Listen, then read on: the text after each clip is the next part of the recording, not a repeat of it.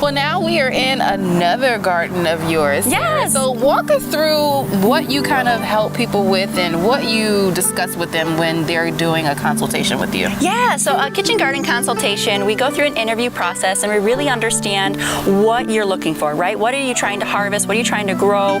And how much of it, right? Yeah. And then we also have to look at your sunlight, your water source, your budget, and things like that. You can get a lot out of a small 4x4 garden space. And so I don't want to deter people by seeing this large space of mine and think that's how you have to garden. No, like you can get even just small stand-up raised beds on your patio. Nice. So what goes into a kitchen garden consultation is that I go in, I interview you, we understand your needs, and then we start to walk out into your space. I look at your sun, I look at your soil, I look at your water, and I really start to evaluate, in my mind, what could do well there. We kind of walk through things, basics about gardening, and discuss different plants. Why do you think that's important for someone to have someone like you to walk them through the process? 80% of your success comes from your setup. And so when you're putting that much time and often finances into building a garden, you want to set it up right from the first time, right? Oh, that's true. Yes, so instead of having to break things down and put more money into it, that's when I want to come in and help eliminate that first time mistakes, right? Yeah. Now, how long are your consultations? I typically go to someone's house for about an hour. I have the pre-interview process that's all virtual. I go to your house for about an hour, and then afterwards I offer a design booklet, and it has lots of garden coaching and stuff in it.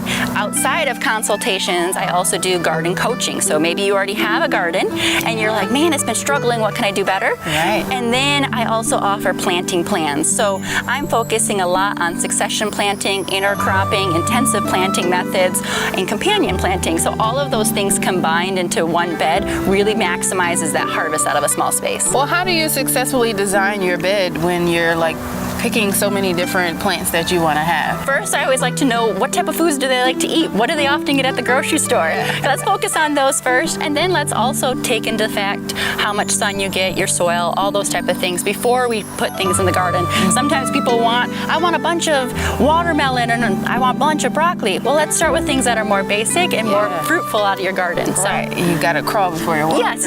Let's start small and simple and grow from there. Yeah. Now, how does it feel for you when you help people get their garden started and successful at it? Oh, it is so energizing for me. I know how rewarding it has been for me, and I love picking food at its peak flavor. In addition, there's more and more literature coming out about how much food deteriorates in nutrient value by the time it reaches your grocery store, especially things like broccoli and salads and herbs. You're getting way more nutrients in that same food when you pick it that same day and eat it compared to something that's been on the shelf for weeks. Well, Sarah, tell people how they can visit your website or come and sign up for a consultation. Yeah, so you can find me. My website is www.rootedforkgarden.com. I'm also on Facebook at Rooted Fork Garden. I just started up an Instagram, so that's just rolling, but those are the two main ways to find me right now. My email is hello@rootedforkgarden.com. All right. Well, Sarah, thank you so much. We learned so much from you today, and now I might have to be a part of your consultation. Oh, I would love to help you out. I would love to help you out.